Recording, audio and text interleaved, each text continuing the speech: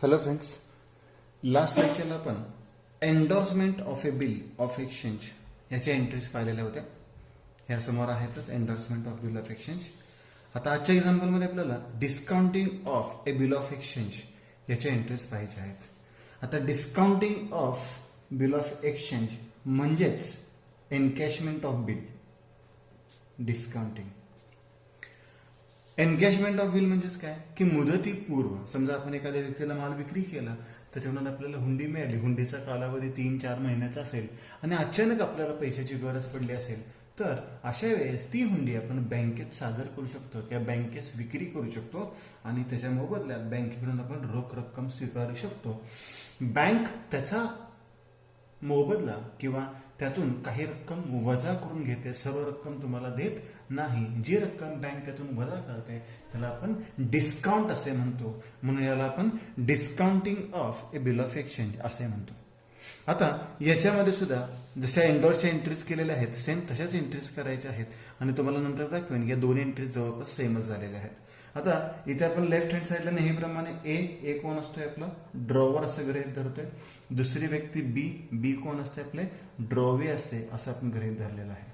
आता याच्यामध्ये आपण पाहूयात की आपण ए आणि बी या दोन व्यक्ती दाखवल्या. ए ला आपण काय म्हणतो ड्रॉवर, जो माल विक्री करतो. म्हणजे पहिला व्यवहार काय झाला असणार आहे ए म्हणजे आपण कोणाला माल विक्री केलेला आहे, बी यांना माल काय केला विक्री केला. आपण माल विक्री केला म्हणजे यांनी काय केलं असणार खरेदी केला असणार, बरोबर. मग आपण उधारीने माल विक्री केला की त्याच्याकडून आपल्याला काय मिळणार आहे, बिल्स रिसिवेबल मिळणार आहे, हुंडी मिळणार आहे तेवढ्याच रकमेची, बरोबर. आपण उदाहरण माल घेतलं होतं तसंच घेऊयात 10,000 रुपयाचा माल विकला म्हणजे आपल्याला हुंडी सुद्धा किती मिळाली 10,000 रुपयाची मिळाली. आता समजा माल विकलेला आहे जानेवारीमध्ये आणि पैसे मिळणार आहेत आपल्याला एप्रिलमध्ये. पैसे केव्हा मिळणार आहेत आपल्याला एप्रिलमध्ये. परंतु फेब्रुवारीमध्ये अचानक आपल्याला पैशाची अत्यंत गरज आहे. अशा वेळेस आपण ड्रॉवेकडून पैसे मागू शकत नाही, कारण की आपण जो कालावधी मागितलेला आहे दिलेला आहे तो कधीपर्यंत दिलेला आहे एप्रिलपर्यंत. मग अशा केसमध्ये आपल्याला ही हुंडी कोणाला विक्री करता येऊ शकते, बँकेला विक्री करता येऊ शकते. म्हणजे आपली जी बँक आहे जिथे आपले व्यवहार असतात दैनंदिन व्यवहार त्या बँकेस आपण ती हुंडी देऊ शकतो आणि बँकेकडून आपण रोख रक्कम स्वीकारू शकतो. याला आपण काय म्हणतो discounting of a bill of exchange. बघा काय सांगितलेलं आहे, encashment of a bill before its due date. म्हणजे देय तारखेपूर्वी, म्हणजे एप्रिलला आपल्याला पैसे मिळणार आहेत पण एप्रिलच्या आधी जर आपल्याला पैशाची गरज पडली तर ही हुंडी आपण एनकॅश करू शकतो किंवा विक्री करू शकतो. Before its due date is called as discounting of a bill. The holder of the bill, holder of the bill म्हणजे याच्याकडे हुंडी आहे, नॉर्मली आपण ड्रॉवरच म्हणतो. Holder of the bill when is in need of money, जेव्हा त्याला पैशाची गरज असते. Before its due date of the bill, देय तारखेपूर्वी.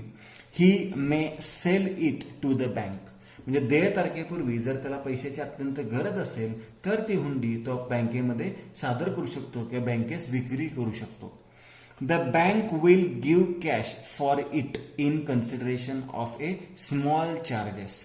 बँक काय करते, या हुंडीच्या मोबदल्यात कॅश देते, परंतु ते कॅश देताना काही चार्जेस आकारते, म्हणजे चार्जेस वजा करते.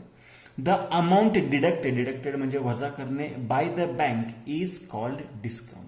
आणि जी रक्कम बँक वजा करते त्याला आपण काय म्हणतो डिस्काउंट असं म्हणतो. It is calculated for unexpired period at a given rate. बऱ्याच वेळा त्याचे पर्सेंटेज दिलेले असतात. मग पर्सेंटेज कॅल्क्युलेट करताना जेवढ्या कालावधीसाठी बँकेमध्ये हुंडी राहील, जेवढ्या कालावधीसाठी बँकेमध्ये हुंडी राहील तेवढ्याच कालावधीचे बँक डिस्काउंट आकारते. उदाहरणार्थ आपण काय सांगितलं, जानेवारीमध्ये हुंडी तयार केली, बरोबर.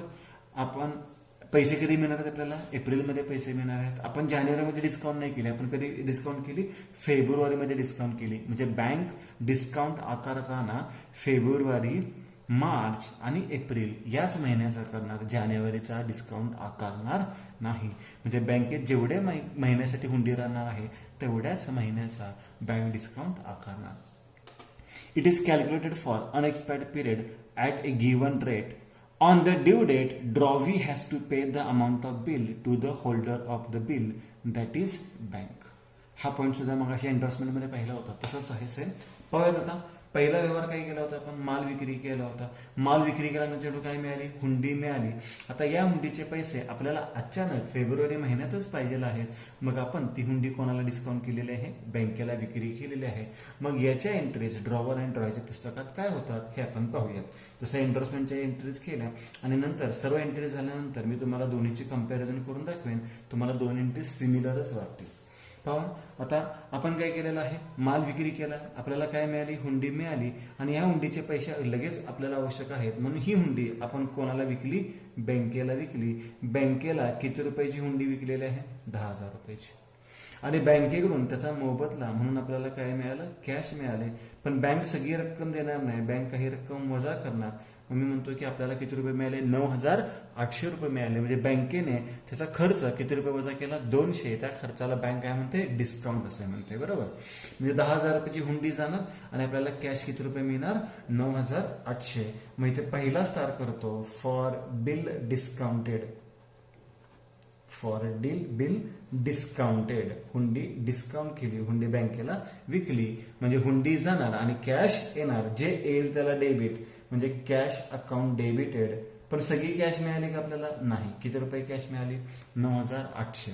हुंडी किती रुपयाची जाणार आहे, 10,000 रुपयाची. टू बिल्स रिसिवेबल अकाउंट, हुंडी किती रुपयाची गेलेली आहे, 10,000 रुपयाची. म्हणजे डेबिट साईडला किती रुपये फरक आला, 200 रुपये फरक आला. 200 रुपये आपलं नुकसान झालं, कारण की आपल्याला मुदतीपर्यंत पैसे हवे होते.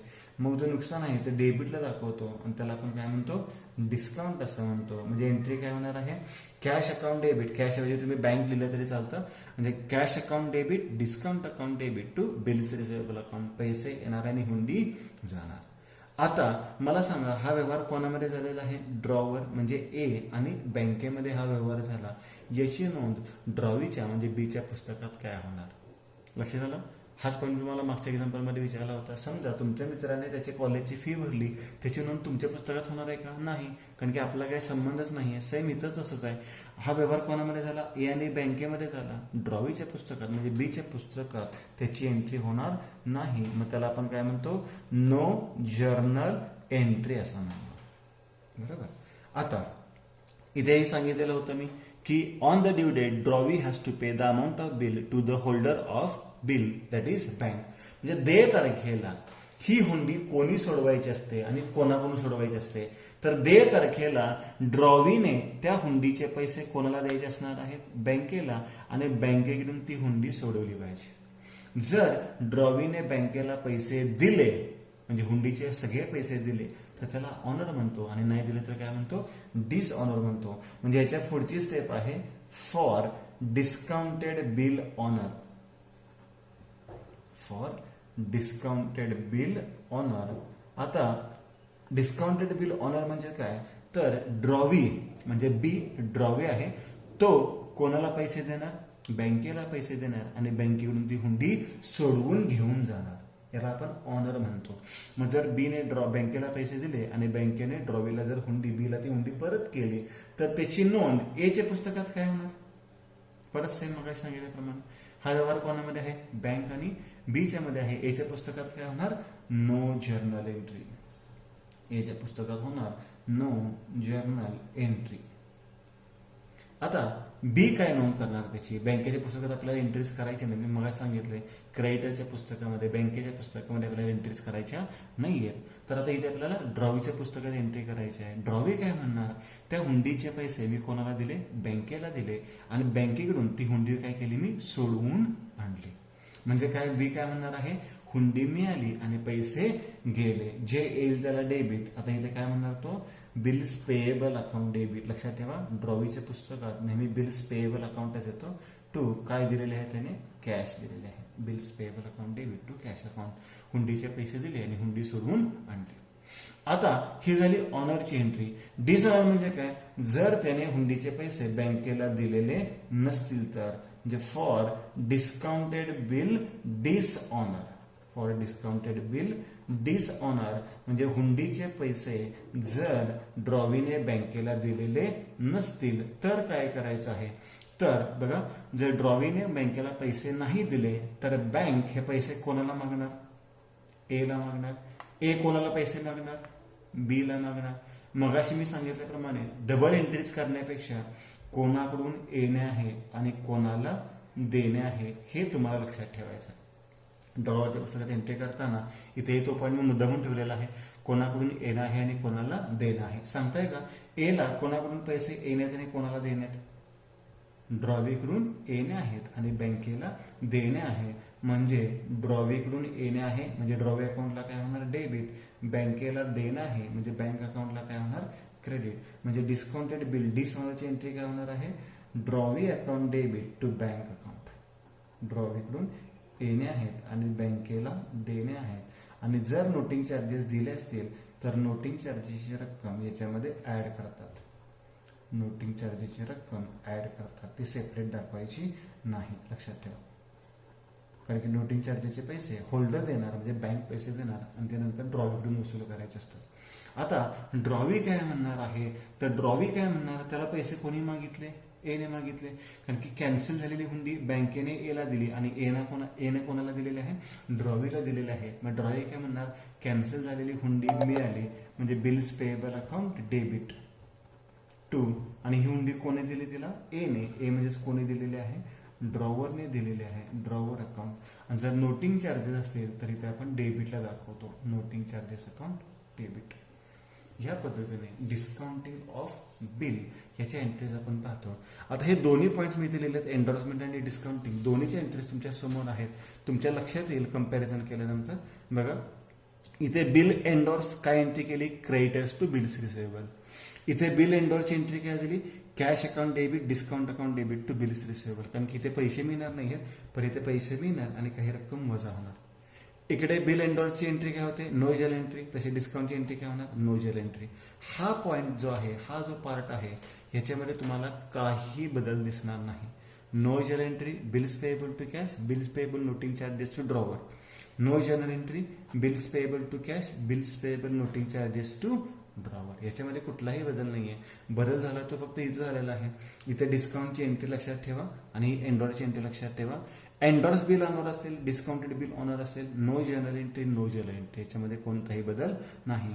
आणि डिस्काउंटेड बिल डिसऑनर किंवा endorse bill dishonour, drawee to creditor, काय की ड्रॉवीकडून येणं आहे, क्रेडिटरला देणं आहे. इथं मात्र ड्रॉवी टू बँक, कारण की ड्रॉवीकडून येणं आहे आणि बँकेला देणं आहे. या पद्धतीने डिस्काउंटिंग ऑफ बिल याच्या एंट्रीज आपण पाहतो. डिस्काउंटिंग ऑफ बिल म्हणजे काय? मुदतीपूर्व जर आपल्याला हुंडीची रक्कम हवी असेल तर ती हुंडी आपण बँकेला विक्री करतो आणि बँकेकडून रक्कम स्वीकारतो.